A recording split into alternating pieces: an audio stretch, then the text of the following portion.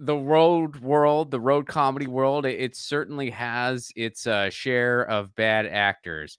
And one of Yes, it does. my well, I gotta tell you, man, one of my favorite stories ever, like road comedy stories that I've heard, involves you, and you were the one who told me. I didn't hear it secondhand. I heard it from you, and it involves a show for a fire company, a fire department. And Yes. you don't need to get into specifics or name names, but I was wondering if you would do me the honor of sharing that story for this show. Sure. We went in. The idea was that there were going to be four headliners, and everybody's going to get paid $175.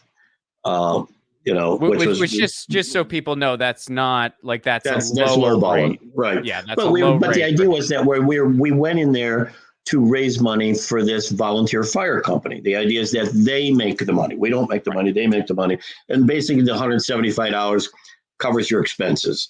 And to the point where the guy said, and it was only a couple hours away. It was outside of Pittsburgh, and the guys, they said, "Do you need a room?" And I said, "No." I said, "Don't spend money on a room. You're supposed to be raising money.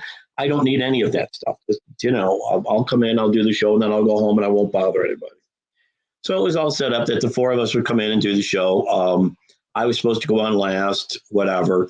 And so when I got there early, and I met the chief, the fire chief, and the people that were, from the fire company. They were all excited that we're doing this show, and it's just the place is packed.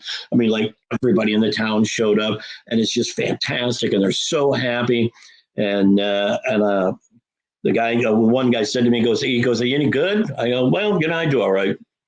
And the one guy and the fire chief looked at me and goes, "Well, you better be good for what we're paying you." And I said, "For what you're paying me?" I said, "You're paying me same you're paying anybody."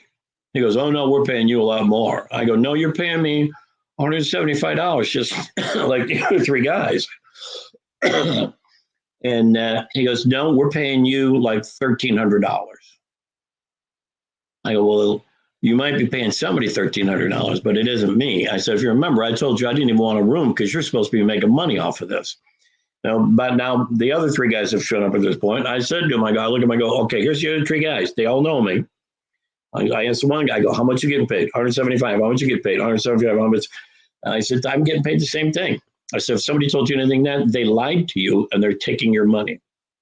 Well, sure enough, the guy that booked the show showed up. And I looked at him and I said, "You tell them what I'm getting paid." He goes, "Well, it's none of their business." I go, "No, it is their business. They're the ones that are paying it." I said, "You tell them what I'm getting paid." You told them I was getting paid $1,300. I said, "If I am, give me the $1,300 because I'm going to give it back to them right now. So give me the money." And he starts giving me crap.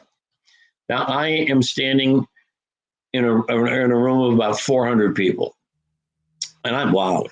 To begin with, I'm loud.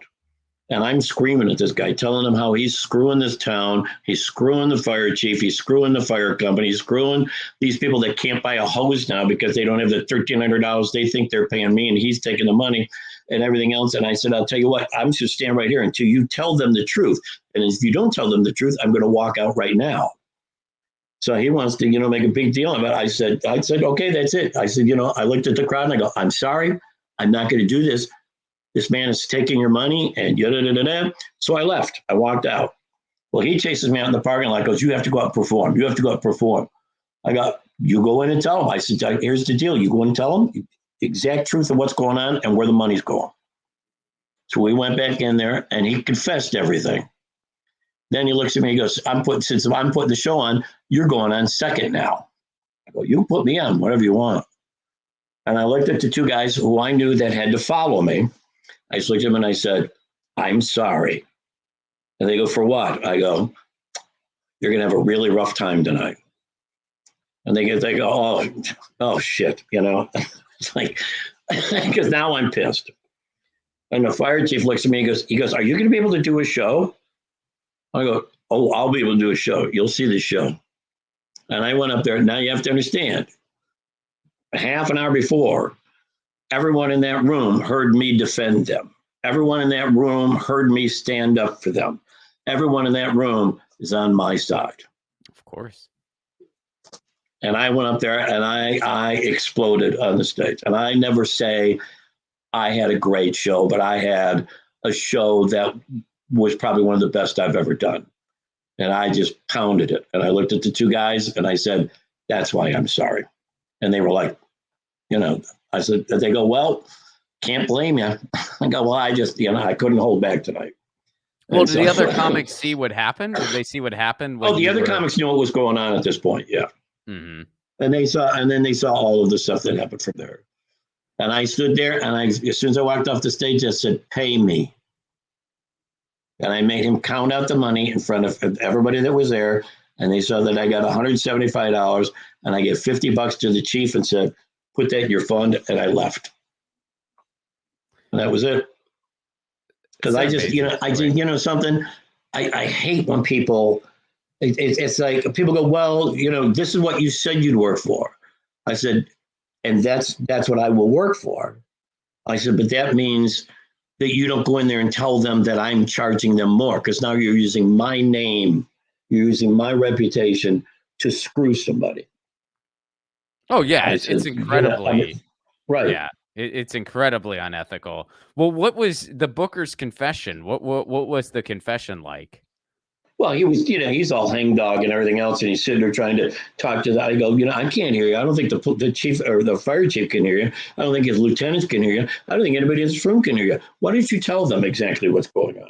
Then when they had to count out the money, and I said, don't just hand me money. You're not going to hand me, like a handful of dollars.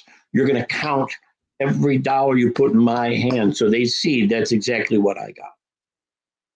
And he was like, well, you don't have to be a dick about it. I go, yeah, I do. Yeah, you do. I am. And I'm going to be a dick about it. He goes, you'll never work for me again. Oh, that was decided hours ago that I would never work for you again. That's not even a question at this point. But that was, so that was I just have a thing. Everyone can make a decent dollar, and nobody has to screw anybody else, especially now when you're doing something like, we do a lot of stuff in show business, whether it's music or comedy, where we raise money for people, or these people that are in need, or towns, or the fire department, or the police department, or whoever, and I mean, because I think it's our responsibility that we've been allowed this life to give back. We're always supposed to give back. At least a certain percentage of our shows should go towards, helping other people. And to screw somebody on a thing like that is just so. I mean, I've put on shows where I thought I was going to make money and I didn't, and I had to pull money out of my pocket to give to the people I said I was going to give money to. If that's what it is, that's what it is. That's the job, And it makes me crazy when people use the sympathy and the empathy that people feel towards police, firefighters, the military, whoever, to screw them. And that's what they were doing. Just wrong. Oh yeah, absolutely. I mean, it was just completely dishonest. Is that Booker? And again, you don't have to get into specifics, but did they were they in the business much longer after that?